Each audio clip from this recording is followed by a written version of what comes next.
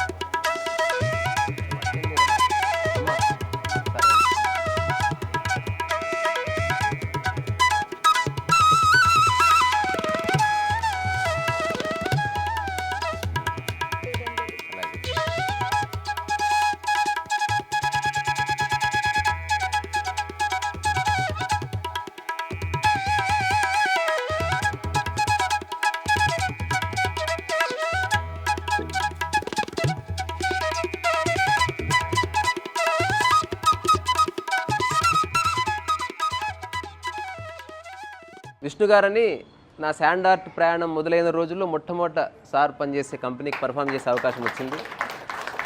ఆ తర్వాత పర్లేదు ఇప్పుడు ఇస్తా. తప్పకుండా మామ ప్రఫుల్ల గారికి ఎదురా. ఇంత ఇనార్గనైజ్డ్ ఎంత హాయిగా ఉందో అసలు. అంటే అందరం ఇచ్చుకోవడం అంతే తప్ప గొప్ప ఏమీ లేదు. ప్రఫుల్ల గారు ఒక మాట, ఆయన చాలా పుస్తకాల కలెక్షన్ ఆయన దగ్గర. ఒకరోజు ఆయన నాకు ఫోన్ చేసి ఆయన దగ్గర ఉన్న పుస్తకాలను తీసుకోమన్నాడు. నేను మంచి పుస్తకాలను ఏరుకొని తెచ్చుకున్నాను. నా పుస్తకం ఆయనకు చిన్న బహుమతిగా ఇచ్చాను. ఆయన సెలబ్రేట్ చేసుకుంటాడు నా రైటింగ్ని. ఒక గొప్ప శ్రోత, అట్లా ఒక గొప్ప రీడర్ కూడా. So I'm very fortunate that I met Prafullaji. తర్వాత మీ అందరి ముందు చెప్తున్న ఉపదేశ సారంలో ప్రఫుల్ల గారు ఒక చక్కటి వ్యాఖ్య రాస్తారు. ముందు మాట శ్రీనివాస్ బాబాయ్, మన శ్రీనివాస్ గారు పరిచయం అయిపోగానే మైథిలి నేను బాబాయ్ని చేసేసుకున్నాం. నువ్వేమని పిలుస్తావు? బాబాయ్. సో అట్లా ఒక ఇంట్లో పుట్టవలసిన అవసరం లేదు కుటుంబం అవ్వాలంటే. ఇది ఒక ఎగ్జాంపుల్ దానికి. టైసన్, ఇది మురళి గారికి. ఈ పుస్తకంలో టైసన్ కూడా కొన్ని బొమ్మలు వేశాడు. నెక్స్ట్ ఇంకొకటి ఉపదేశ సారంలో అన్ని బొమ్మలు టైసన్వే.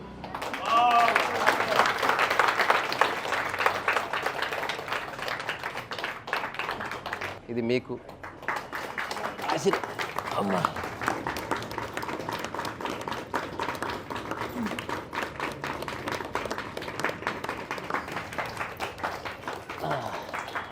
చాలా సంతోషం.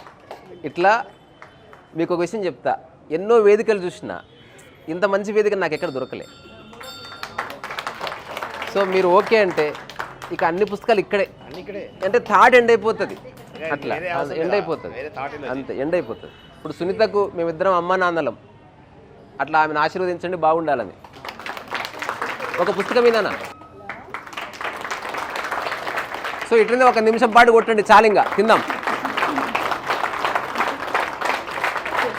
సో కాస్త సాంబార్ రైస్ ఉంది, మురళి గారు తీసుకొచ్చారు, తిందాం. ఇక్కడి నుంచే మీ అందరిలో ఉన్న ఓపికకు శిరస్సు వంచి నమస్కారం చేస్తున్న, దయచేసి అంగీకరించండి. ఈ జర్నీ ఇట్లే కొనసాగిద్దాం. దీనికి ఏ పర్పస్ లేదు, నాకే జీవిత లక్ష్యాలు లేవు. ముందే డిక్లేర్ చేస్తున్నా, మళ్ళీ చెప్తున్నా. ఊరికి కలుసుకోవడంలో ఒక ఆనందం ఉంది.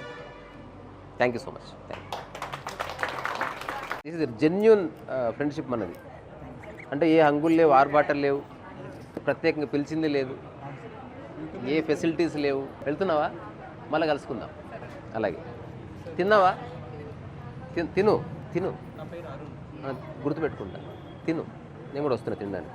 ఆకలిస్తున్నాను. రసవైస అన్నది చాలా విస్తృత అర్థం ఉంది. ఒక మామూలు చెప్పుకోవాలంటే ఉన్నది పరిపూర్ణంగా అనుభవించే స్థితి.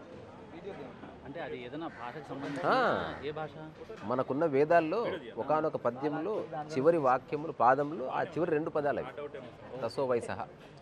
పరమాత్ముని రసోవైస అన్నాం మనం. ఒకవేళ మీరు పరమాత్మను నమ్మితే అంతా ఆయనే అనుకుంటే రసోవైస. ప్రకృతి అనుకుంటే అంతా ప్రకృతి మహిమ అనుకుంటే రసం. రెండు కలిపి ఒక అర్థం. రసో వైస అంటే కాదు, రెండు వేరే పదాలు. రసో అనేది ఒక వైస. అంటే అదే నేను ఆయన తత్వమసి అన్న. ఆ తత్వమసి అన్నట్టు. అంటే నువ్వు అనుభవించే స్థితికి సంబంధించి, అంటే ఉన్నది ఏది ఉందో అది పరిపూర్ణంగా నిర్ద్వంద్వంగా అనుభవిస్తున్నావు ఆల్ ద టైం. కుర్చీ ఉంటే కుర్చీని, కుర్చీ దిగుబాబు కింద అంటే కింద పడుకున్నావు, ఎంత బాగుంది కింద, ఇక్కడ నుంచి వెళ్ళిపోంటే వెళ్ళిపోవాలన్నా, రోడ్డు చాలా బాగుంది వెళ్ళిపోదాం చల్ అంటే you are not fighting with అంటే your mind is not condition. Absolutely no condition. అంటే ఒక వీడియోలో చూస్తే నాకు ఎగ్జాక్ట్లీ కంటెక్స్ట్ గుర్తులేదు, but you have to accept everything and keep doing నిష్కామ కర్మ అనేది ఏదో. బట్ ఇప్పుడు మనం నిష్కామ కర్మ చేస్తుంటాం, బట్ పక్క వాళ్ళు అలా ఉండరు, బట్ వాళ్ళ యాక్షన్స్ మన మీద ఇంపాక్ట్ ఉంటాయి. సో అన్ని సందర్భాల్లో కాదు, ఏకాంతంగా ఉన్నప్పుడు లెట్ us ప్రాక్టీస్ ఇట్. ఏకాంతంలో కూడా మన కామకర్మ నడుస్తుంది. సారీ నాట్ ఎగ్జాంపుల్ ఎవ్వరు లేరు, మీరు ఒక్కరే ఉన్నారండి, అవును. అక్కడ నిష్కామ కర్మకి ద్వారం ఓపెన్ చేద్దాం. అక్కడ ఎవరు లేరు, గుర్తించే వాళ్ళు లేరు, వేరే వాళ్ళు లేరు. అది ఇట్ ఈస్ వెరీ టఫ్. ఇంకా అన్ని వదిలేసి ఇంకెక్కడికో మనం చేసే చిన్న చిన్న పనుల్లో ఇప్పుడు we live with parents, we live with wife. అందుకే చిన్న సాధన అర్థం చేసుకునే ప్రక్రియకి దూరం అయిపోయింది. హఠాత్తుగా ఏది అర్థం కదా, మనకు కొన్ని ఏళ్ళ నుంచి కండిషన్స్ అయిపోయింది. ఆల్ ఎపిసోడ్ ఎట్లా ఐ అండర్స్టాండ్, బట్ కానీ ఇప్పుడు వేరే వాళ్ళు చేసిన అన్నెసరీ స్మాల్ మిస్టేక్స్ యొక్క impact in terms of financial కానీ మనం లాస్ ఇంకర్ చేస్తుంటాం.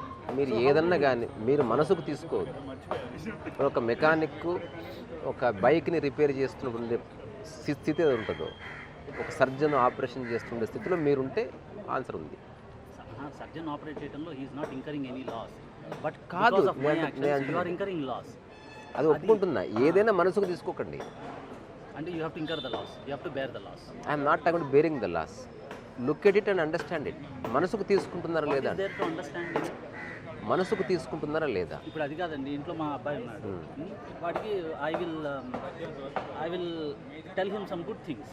నేను చెప్తాను, ఒరే నాయన ఇట్లా ఉండాలి, పొద్దున్నే లేవాలి, మంచి ఫుడ్ తీసి చెప్పారు, okay, but when he will have junk good, food, okay, దానివల్ల హీస్ ఫాలింగ్ సిక్, అర్థమైంది. రన్ టు ద హాస్పిటల్, అదే మళ్ళీ అక్కడికే వస్తుంది. ఇవన్నీ జరగని, ఇవేవి మనసుకు తీసుకోకుండా యాక్ట్ చేయండి అంతే. అంతే, ఖర్చు అయితే ఖర్చు పెట్టడం, లాస్ అయితే అంతే. మనసుకు తీసుకోకండి ఫస్ట్. అంటే మీరు డిస్ట్రాయ్ కాకండి.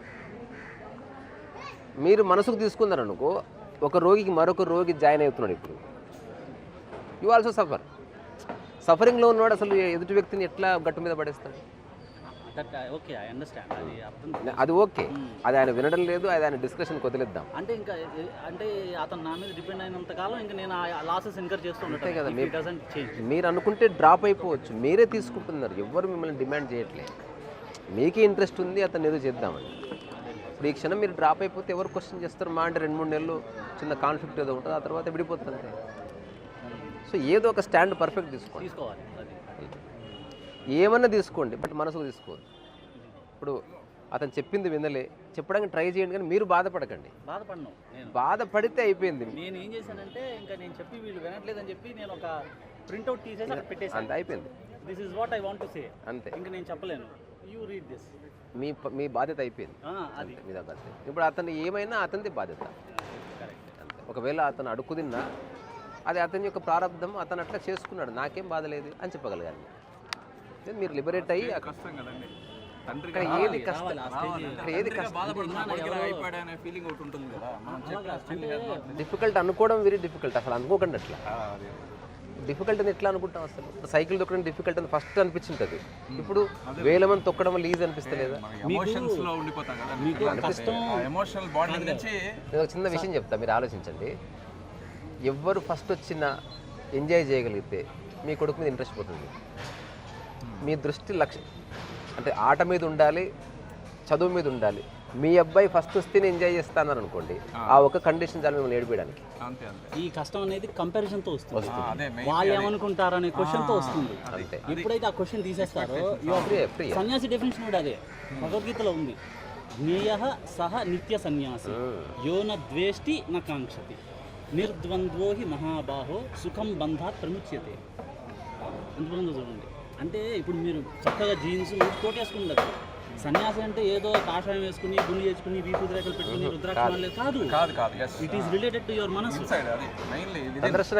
ద్వేష్టి నకాంక్షతి, దేన్ని ద్వేషించడు, దేన్ని కాంక్షించడు. ఆ స్థితిలో ఉన్నవాడు నిర్ద్వంద్వోహి మహాబాహో సుఖం బంధాత్ ప్రముచ్యతే. ఈ బంధాల నుంచి చాలా అవలీలగా ఎంతో తేలిగా బయటకు వచ్చేస్తాడు. అది ఇంపార్టెంట్. అది రాకపోతే రోగాలు. ఇప్పుడు నేను చక్కగా మంచి అర్మానీ సూట్ అన్ని వేసుకుని ఉండొచ్చు, బట్ నాకు మనసులో దేని ఎంతో కాంక్ష కానీ ద్వేషం కానీ లేదనుకోండి, ఆయన సన్యాసి అంటారు. అంతే, సన్యాసి డ్రెస్ కాదే, డ్రెస్ కాదు అది, విధి కోట్ వేసుకున్నా అద్దాలు పెట్టుకున్నా దాని పట్ల మీకు కాంక్ష, అది సందర్భానికి ఏదో తగిలించుకోవడం అంతే. బాగుంది అంతే. మరి ఇది తెలిసి మళ్ళీ మీరెందుకు ఉంటారు? ఇది కదా రియల్ క్వశ్చన్. అంటే మీరు ఏం చెప్తారు దాని గురించి? చెప్పేది ఏం లేదు, మీరు చెప్పింది నేను చెప్తున్నా. నేను ఉండి చెప్తున్నా, నాకు ఎవరితో ఏ బంధం లేదు, నాకు కూడా అందరితో సంబంధం ఉంది. నాకు బంధం లేదు. సంబంధం అంటే వస్తుంది పోతుంది, శ్వాసలాగా. బంధం అంటే ఆక్సిజన్ పైపు. ఇక్కడ రెండు ఆప్షన్స్ అండి. ఒక ఆప్షన్ అందరూ నా వాళ్ళు అనుకోవటం, ఆ వసుదైక కుటుంబం ఉంటారు. రెండో ఆప్షన్ ఎవ్వరూ నా వాళ్ళు కాదు. ఈ రెండు మార్గాలే. నేను ఇది సగం స్టేట్మెంట్. ఎవ్వరు నా వాళ్ళు కాదు, నా శరీరం మనస్సుతో సహా. ఇది పూర్తి స్టేట్మెంట్ అవుతుంది. మళ్ళీ ఎవరు నా వాళ్ళు కాదని మీరున్నారు అనుకో, మరి మీరున్నారు, మరి వారే వస్తుంది. అట్లా తీసుకుంటే మొత్తానన్నా తీసుకో, లేదా నిన్ను కూడా వదిలేసుకో, ఏదైనా సరే. బాగుంది. ఒకసారి కలుద్దాం, మీతో చర్చ బాగుంటుందని నాకు అనిపిస్తుంది. ఊరికి రండి. నా నెంబర్ ఉందా మీ దగ్గర? భోజనం కొంచెం ఉంది, ఆహారం లైట్గా, ప్రసాదం లాగా. ఇది ప్రసాదం నేను చెప్పి ఉంది, నచ్చితే తినండి, లేకపోతే నో కంపల్షన్. ఒక ఫోటో అంటే ఇవా అలాగే. ఢిల్లీ నుంచి వచ్చానండి పొద్దున్న. అచ్చా. మిస్సెస్ ఇది రెగ్యులర్గా వెంటనే ఉంటుంది, నాకు చెప్తాను ఉంటుంది, నాకు పంపిస్తాం. ఇవాళ ఎట్లా అని వెళ్ళాలి డాట్ బుక్ అంటే నేను కర్ణాటక నుంచి వచ్చాను తీసుకుని. చాలా సంతోషం. అయ్యా నమస్కారం. తిన్నారా? అందరూ తినండి ఒక్కొక్క ముద్ద. ఇది అత్యంత అరుదైన చేతిరాత పుస్తకం. ప్రపంచంలో 51 మంది గొప్ప తత్వవేత్తల, మేధావుల, మహనీయుల జ్ఞానోదయం పొందిన వారి జీవితం యొక్క సారాన్ని తేలికైన విధంగా చేతిరాతతో, బొమ్మలతో అలంకరించిన పుస్తకం. తప్పకుండా చదవండి. కావలసిన వాళ్ళు పై నెంబర్కి సంప్రదించండి. రీసా రసోవైస.